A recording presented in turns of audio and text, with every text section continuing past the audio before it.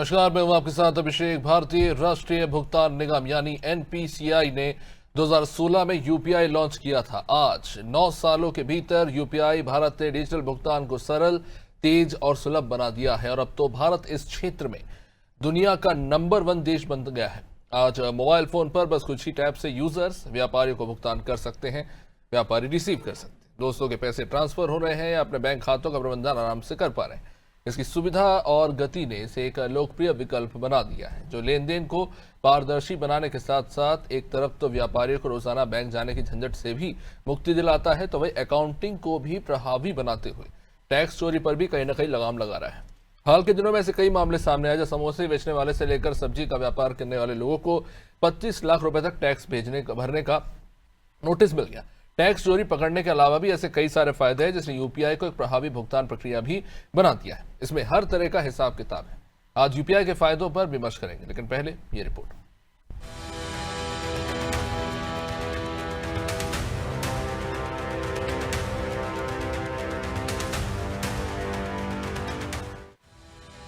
भारत त्वरित भुगतान यानी यूपीआई में ग्लोबल लीडर बन गया है। यूपीआई से अकेले जून माह में 24.03 लाख करोड़ रुपए का लेन देन 18.39 अरब ट्रांजैक्शन के माध्यम से हुआ है।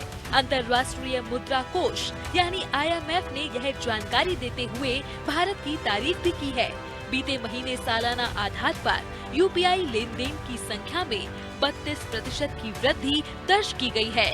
IMF की रिपोर्ट में बताया गया है कि वर्तमान में भारत में सभी डिजिटल लेन देन में यूपीआई की हिस्सेदारी 85% और दुनिया भर में सभी रियल टाइम डिजिटल भुगतानों में यूपीआई की हिस्सेदारी 50% है।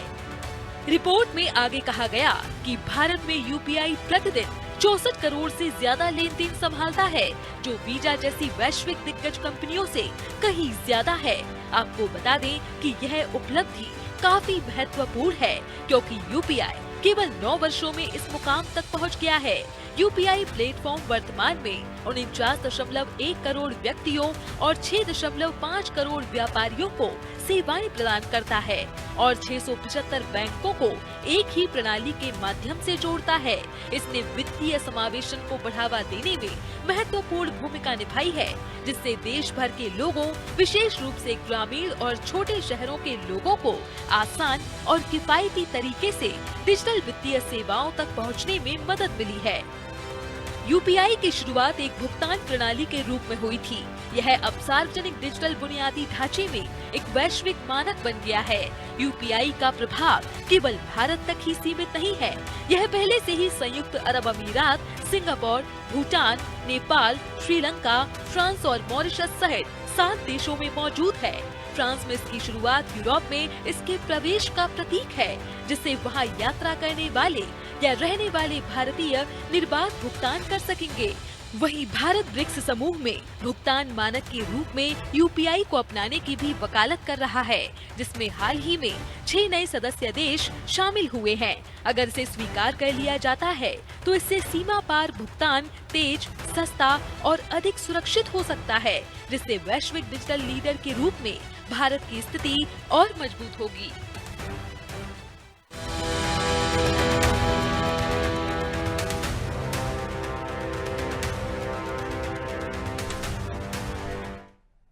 चलिए, बहुत सारे पहलू जिन पर बात करनी होगी। अब हमारे साथ हमारे खास मेहमान आज हमारे साथ जुड़ रहे हैं, यूपीआई पर चर्चा करेंगे। उनके साथ अक्षत प्रसाद, जो कि एक चार्टर्ड अकाउंटेंट है, उनके साथ बात करेंगे।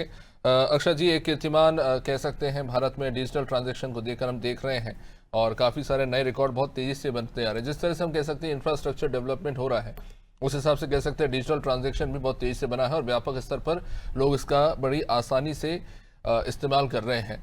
लेकिन मैं इस पहलू पे आना चाहूँगा कि क्या ये जो यूपीआई ट्रांजैक्शंस हो रहे हैं, इसके बाद का एक जो गैप है रूरल और सिटी एरियाज़ में, तो क्या कह सकते हैं कि एक फाइनेंशियल इंक्लूजन आया है कि ग्रामीण क्षेत्रों में भी व्यापक स्तर पर इन सुविधाओं का इस्तेमाल हो रहा है जितना शहरों में हो रहा है?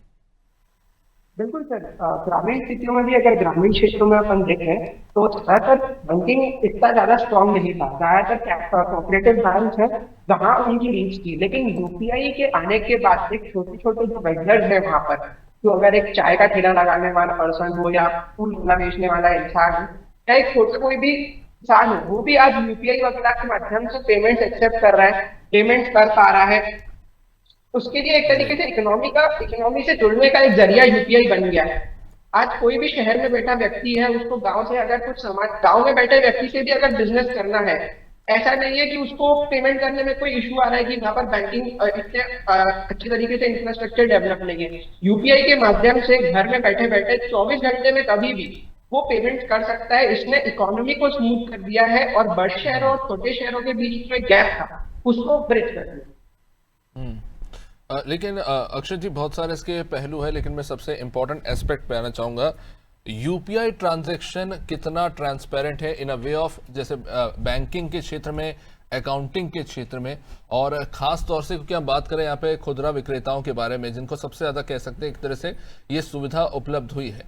लेकिन इस पे बात करना चाहेंगे कि how viable it is in a way की, क्योंकि अब हम देख रहे हैं कि इसमें भी कई सारी अड़चनें निकलकर सामने आ रही है, खासतौर से जैसे जैसे ये इसका विस्तार हो रहा है, ये क्षेत्रफल बढ़ता जा रहा है यूपीआई ट्रांजैक्शंस का, तो कहीं ना कहीं जैसा अभी हमने देखा कि किसी के पास जीएसटी का नोटिस पहुंच रहा है, और कह सकते हैं कि ट्रांसपेरेंसी तो आई है, लेकिन कहीं ना कहीं व्यापारी इससे पीछे भी हट रहे हैं, क्योंकि जो ट्रांसपेरेंसी कहीं ना कहीं उनको लग रहा है, खासतौर से B2C जो सिस्टम है, बायर टू कस्टमर वाले जो है, उनके ऊपर उनको कहीं ना कहीं लग रहा है कि यार ये सिस्टम जो है कहीं ना कहीं हमारे ऊपर एक नया टैक्स ना लाद दे।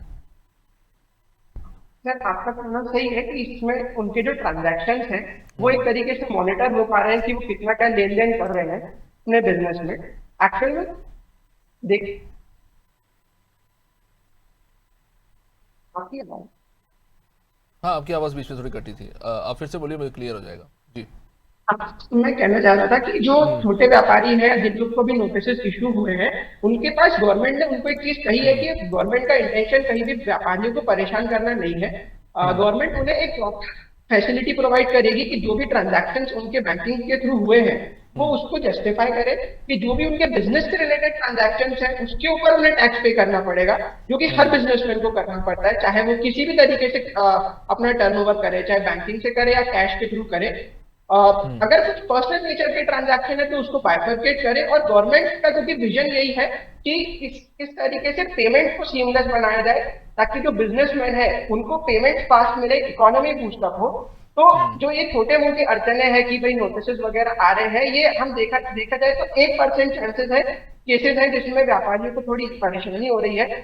लेकिन ऑर्डर एस्पेक्ट पे देखेंगे तो उनके बिजनेस को आसान ही बनाया है यूपीआई ने। और ऐसा नहीं है कि डायरेक्ट उनके ऊपर कोई लिटिगेशन थोप दिया जाता है, उनको प्रॉपर एक फैसिलिटी दी जाएगी जिसमें वो जस्टिफाई कर सकते हैं कि जो ट्रांजैक्शन उन्होंने किया इसमें से अगर कुछ पर्सनल नेचर के ट्रांजैक्शन है जो बिजनेस से रिलेटेड नहीं है उसके ऊपर उन्हें कोई टैक्स भरने की लाइबिलिटी नहीं है। निश्चित रूप से अक्षय जी आपके पास लौटूंगा, हमारे साथ अर्थशास्त्री आकाश जैन जी भी जुड़ चुके हैं, उनसे बातचीत करेंगे। Akash ji, UPI digital transaction, UPI transaction और तमाम तरीके से जुड़े जो एस्पेक्ट्स हैं काफ़ी तेजी से इंडिया में डेवलप होते चले गए। मैं इस परिप्रेक्ष्य में आपसे सवाल पूछना चाहूँगा कि दुनिया की तमाम जो डेवलपिंग इकोनॉमी है वो भी डिजिटल पेमेंट के मामले में इतनी तेज़ी से आगे नहीं निकल पाई जिस तेज़ी से इंडिया आगे बढ़ पाया, खासतौर से तब जब आज से हम कह सकते हैं कि 8 से 9 साल पहले जो नेटवर्किंग है, नेटवर्किंग सेक्टर कह लीजिए या मोबाइल टेक्नोलॉजी कह लीजिए, वो भी उतनी डेवलप नहीं थी। लेकिन बीते 9 सालों में जिस तेजी से ये आगे बढ़ा, क्या हम एक्सपेक्ट कर रहे थे कि आज जहां पे पहुंच चुका है डिजिटल ट्रांजैक्शन इंडिया में, आज से 5 साल पहले भी शायद हम ऐसा सोच पा रहे थे? और क्या फर्क पाते हैं, क्योंकि डेवलपिंग नेशन से, अगर डेवलप्ड नेशन से इंडिया अगर आके निकल गया है कैलाश जी, तो उसके पीछे क्या कारण देख रहे हैं आप?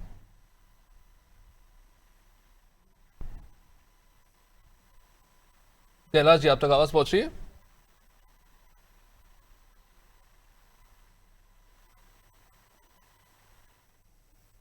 कैलाश जी, आप तक आवाज पहुंच रही है? प्लीज आप अपना माइक अनम्यूट कीजिए तो ऑडियो क्लियर आएगा मुझे।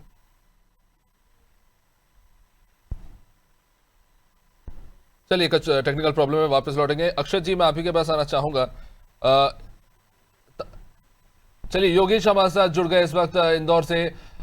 योगेश, देखिए, हम तो बात कर रहे हैं आंकड़ों को लेकर, कहीं ना कहीं हम उस डिटेल्स में घुसने का प्रयास कर रहे हैं, लेकिन मैं जानना चाहूंगा व्यावहारिक रूप से क्या बदलाव आया। सबसे पहले ये जानना, क्योंकि शुरुआत में जब यूपीआई ट्रांजैक्शंस आए थे तो लोग काफ़ी टेंशन में थे कि इसमें जो है ट्रांजैक्शन करेंगे तो हमारा पैसा कटेगा।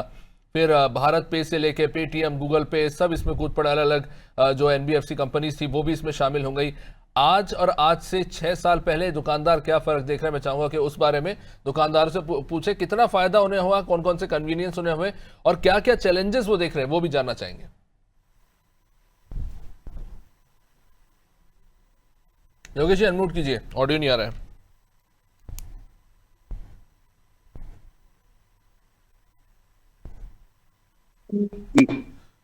जी अभिषेक सुन पा रहे हैं? जी स्पष्ट है। अभिषेक देखिए, यूपीआई और जो डिजिटल पेमेंट जैसे शुरू हुआ है तब से कहीं ना कहीं आसानी तो हुई है, लेकिन कहीं ना कहीं डिजिटल पेमेंट को लेकर व्यापारियों में एक बात सबसे बड़ी दिक्कत का सामना होता है कि उनका जो पेमेंट है वो ट्रांजेक्शन, कोई ग्राहक अगर दुकानदार को कर देता है, अगर ट्रांजेक्शन कर देता है तो शायद कहीं ना कहीं डिले हो जाता है। और दूसरा क्या है, कई सारे ट्रांजेक्शन उनके व्यक्तिगत भी होते हैं, पर्सनल भी होते हैं, जो उनके जो खर्चे होते हैं वो भी पर्सनल कई बार होते हैं। तो डिजिटल ट्रांजेक्शन को लेकर व्यापारी कई बार, इंदौर में भी आपको बताओ कुछ समय पहले डिजिटल पेमेंट को लेकर विरोध हुआ था और पूरी तरह से प्रतिबंध लगा दिया था रेडीमेड गवर्नमेंट इंस्टीट्यूट ने इंदौर में, और पूरी तरह से डिजिटल पेमेंट को लेकर उन्होंने प्रतिबंध लगाने के बाद में जब कलेक्टर और जब अधिकारी जब जुड़े उनसे बात की तब जाकर उन्होंने डिजिटल पेमेंट स्वीकार करना शुरू किया। इस समय हमारे साथ में विनय है, इनका भी इलेक्ट्रॉनिक का काम है और इलेक्ट्रिक का काम है और डिजिटल पेमेंट लेते हैं। और डिजिटल पेमेंट को लेकर क्या व्यवहारिक बदलाव आया और क्या समझते हैं कि आने वाले समय में डिजिटल पेमेंट को लेकर क्या दिक्कतें आएगी और आसानी?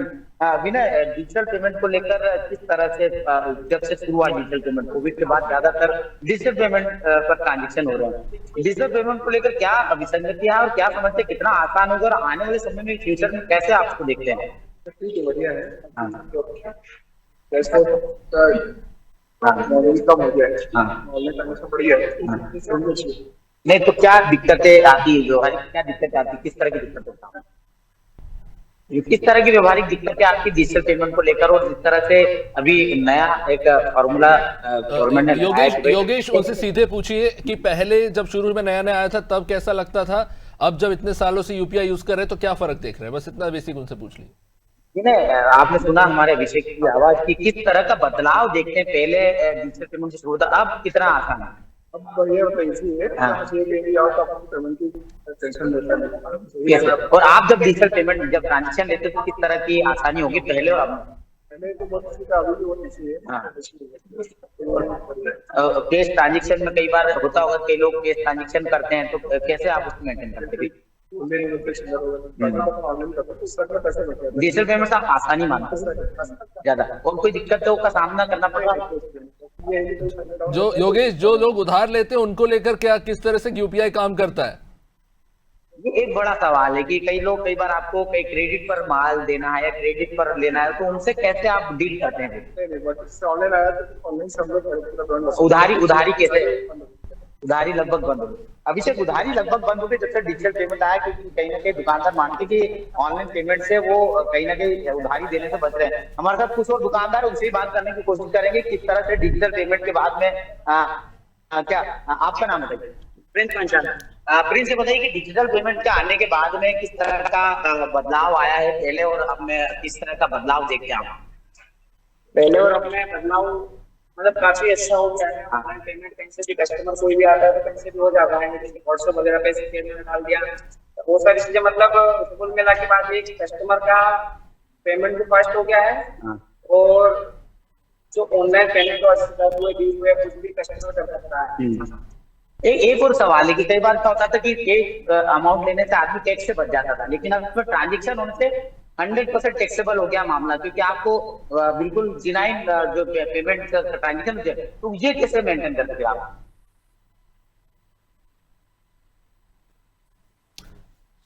चलिए, लगता है कुछ टेक्निकल समस्या है। हमारे साथ कैलाश जैन जी जुड़े हैं, इस वक्त अर्थशास्त्री हैं। बहुत बहुत स्वागत कैलाश जी आपका। क्या आप तक मेरा ऑडियो पहुंच रहा है?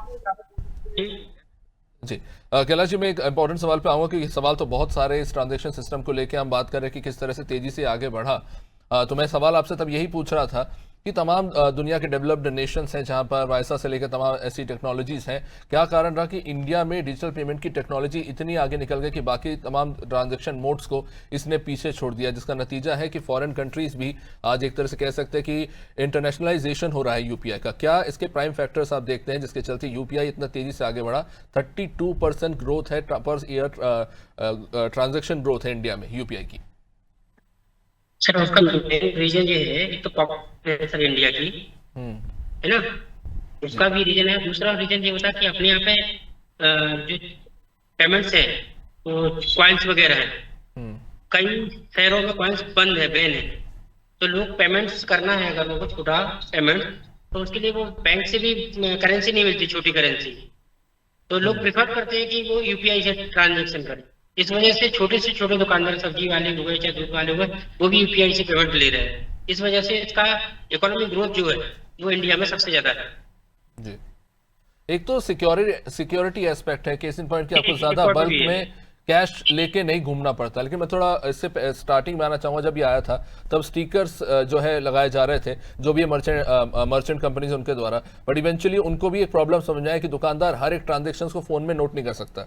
तो फिर वो सिस्टम लेके आया कि वो जो स्टिकर है उसके साथ एक स्पीकर भी है जो इमीडिएटली बता देता है कि ये अमाउंट आ गया।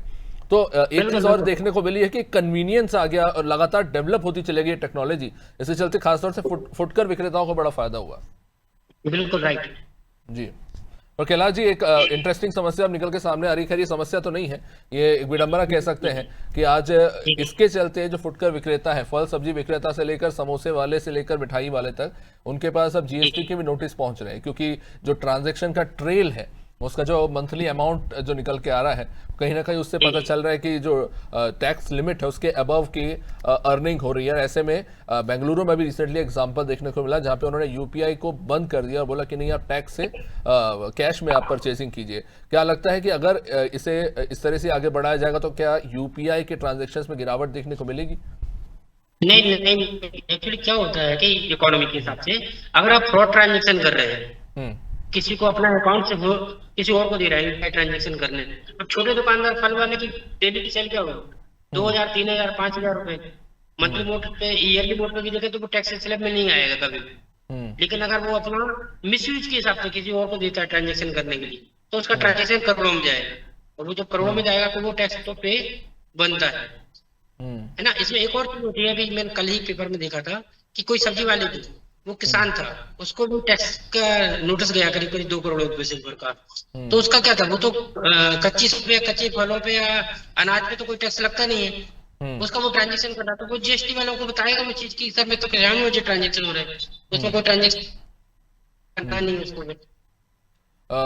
एक और चीज इस पे सवाल पूछना चाहूँ, क्या लगता है कि अगर जैसे हम देख रहे हैं कि जिस तरह से यूपीआई आगे जा रहा है, क्या लगता है कि गवर्नमेंट अब इन ट्रांजैक्शंस जो हो रहे इतने बल्क में ट्रांजैक्शंस उन पर उनको भी टैक्सेबल करेगी? क्योंकि जाहिर सी बात है, अगर आप इतने बड़े अमाउंट में ट्रांजैक्शंस करें तो आपका बहुत बड़ा डिजिटल इंफ्रास्ट्रक्चर आपके पास है, जिसको मेंटेन करना आपको पड़ता है, जो बहुत भारी भरकम खर्चा है। तो डू यू थिंक दैट आने वाले टाइम पे जो नॉमिनल पेमेंट्स है उसके ऊपर भी गवर्नमेंट टैक्स लगा सकती है, एनुअल ट्रांजेक्शन जैसे एटीएम कार्ड्स पे होते हैं? नहीं, इसमें तो नहीं होगा क्योंकि इसमें कोई चार्जेस नहीं है, ये तो डिजिटल मोड पे है। बैंक में चार्जेस इसलिए लिए जा रहे हैं मतलब मैनुअली इन्वॉल्व रहता है, मैनुअली इन्वॉल्व होना पड़ता था उसको, इस वजह से वो चार्जेस लेते थे बैंकिंग में। बट डिजिटल मोड में तो कोई मैनुअल टारगेट है ही नहीं, इसमें कोई चार्जेस नहीं लगे। देखने वाली बात होगी। हमारे साथ राजेंद्र कोठारी जी भी जुड़े हुए हैं, अर्थशास्त्री है। राजेंद्र जी, क्या मेरी आवाज आप तक पहुंच रही है? जी राजेंद्र जी, बहुत बहुत स्वागत है आपका। वैसे तो अभी कह रहे हैं कैलाश जी की नहीं लगेगा, लेकिन जैसा हमने देखा बिटकॉइन के मामले में बहुत वायबल हो गया था ये कोविड के टाइम पे, और बहुत तेजी से बिटकॉइन का लोगों ने इस्तेमाल शुरू किया। अब गवर्नमेंट ने उसे रेगुलराइज तो नहीं किया, लेकिन उसके ऊपर 25% ट्रांजेक्शन कॉस्ट लगा दिया, उसके अलावा जो सेस और ये सब लगाया गया है। अब हम देख रहे हैं, ऐसा सुनने में आ रहा है कि यूपीआई ट्रांजैक्शन के भी एक पर्टिकुलर लिमिट के बाद हो सकता है कि टैक्स लग सकता है। क्या आपको लगता है कि ये चीज़ फायदेमंद है? क्योंकि जाहिर तौर पर देखिए, बैंक का भी अपना एक इंफ्रास्ट्रक्चर, अगर आप एटीएम कार्ड यूज़ करते हैं तो उन्हें एटीएम मेंटेन करना पड़ता है, अगर आप यूपीआई यूज़ करते हैं तो उनको भी वहाँ पर जहाँ तक मेरी जानकारी है एक सस्पेंड अकाउंट चलता है जो पैरेलल में चलता है। केस इन पॉइंट कि अगर आपका कोई ट्रांजेक्शन कहीं अटक गया तो वो सर्वर उसे पूरी तरह से मेंटेन करता है। तो it's a very high security server जिसकी मेंटेनेंस कॉस्ट बहुत हाई है। तो किस तरह से इस पूरी प्रक्रिया को देखते हैं? क्या आपको लगता है कि आने वाले समय में एक पर्टिकुलर लिमिट के बाद इस पे टैक्स लग सकता है? और अगर वो लगता है तो क्या वो सही है, गलत है आपके हिसाब से?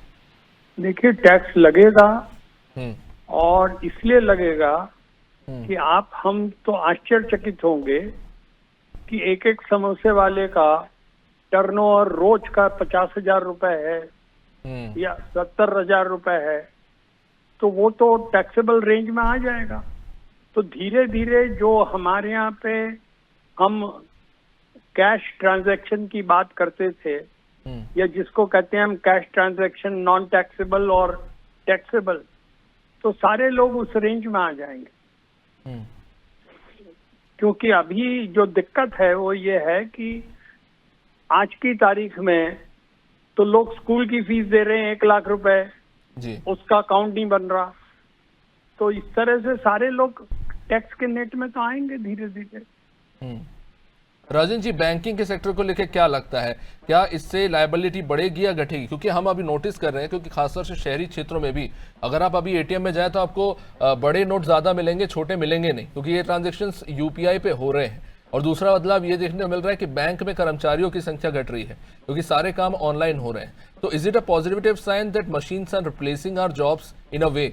और आप ये सोचते हैं कि ये आज के मॉडर्न टेक्नोलॉजी का जमाना है और इसी तेजी के साथ हमें शायद आगे बढ़ना होगा? जो टेक्नोलॉजी की वजह से मैन पावर नहीं घटेगा जी, जो बेसिकली हमारे यहाँ पे अभी हमने तो अडॉप्ट ही ठीक से नहीं किया है। सरकार सारी चीजें कर रही है ऑनलाइन करे जी, और हमारे तो सारे हिंदुस्तानी नागरिकों के पास स्मार्टफोन ही नहीं है जी, वो एजुकेटेड ही नहीं है जी। अब जो लोग इवन एप्पल का फोन यूज करते हैं, उन्हें एप्पल का फोन यूज करना आता नहीं है। तो सारी प्रॉब्लम तो ये है कि हम अपने आप को टेक्नोलॉजी इन सोसाइटी बनाने की कोशिश कर रहे हैं, पर हम लोग और सरकार भी और मुख्यमंत्री भी और ब्यूरोक्रेसी भी जी, उनका नेटवर्क तो काम नहीं करता। जी, ये शहरों की बात कर लें कि भोपाल शहर में हो गया, पर ओबेदुल्लागंज में थोड़ी हो रहा है, बरेली में थोड़ी हो रहा है। अब आप ये बताइए कि हाईवे बन गया और पूरे हाईवे पे जानवर ही जानवर हैं जी। तो बेसिकली ये तो चेंज ऑफ सोसाइटी पैटर्न है which would take 20-30 years. Okay, तो राजन जी, आप बेसिकली ये कह रहे हैं कि अगर डिजिटल ट्रांजैक्शन में देखा जाए तो एक्सपोनेंशियल ग्रोथ जो है वो शहरी क्षेत्रों में ज्यादा है, ग्रामीण क्षेत्रों में अभी बहुत ही इनिशियल स्टेज पे है। ये स्टेटमेंट नहीं है, ये देखिए सीधे सीधे जी, जब आपके पास सुविधा आएगी तो होगा।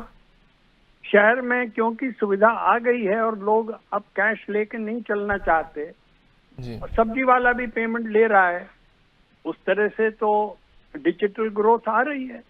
पर जब गांव में जाएंगे तो जब फोन ही नहीं है, नेटवर्क ही नहीं है, तो कैसे होगा? जी, बहुत सारी चैलेंजेस हैं। खैर, अब समय इजाजत नहीं देता इस चर्चा को आगे बढ़ाने का। बहुत बहुत शुक्रिया आप सभी का, अपने अपने जो आप लोगों ने अपने अनुभव साझा किए और अपनी एक्सपर्ट ओपिनियंस दी। तो यूपीआई में भारत नंबर 1 हो चुका है, डिजिटल पेमेंट्स के मामले में भारत तेजी से आगे बढ़ रहा है, एक बहुत अच्छी उपलब्धि है। और जाहिर तौर से चर्चा में से आपने भी बहुत सी इंटरेस्टिंग चीज़ें जानी होंगी कि किस तरह से शहरी क्षेत्रों में भी तेजी से डेवलपमेंट हुआ है और ग्रामीण क्षेत्रों में भी हम बदलाव देख रहे हैं। आने वाले समय में यही उम्मीद की जा रही है कि ग्रामीण क्षेत्रों में भी ज़बरदस्त तरीके से इसका इस्तेमाल हो। लेकिन इंटरेस्टिंग बात यह है कि ये जो डिजिटलाइजेशन है ये आगे हमें कहाँ लेकर जाता है। खैर, फिलहाल इस कार्यक्रम में इतना ही। आप देखते रहिए अनादि टीवी। नमस्कार।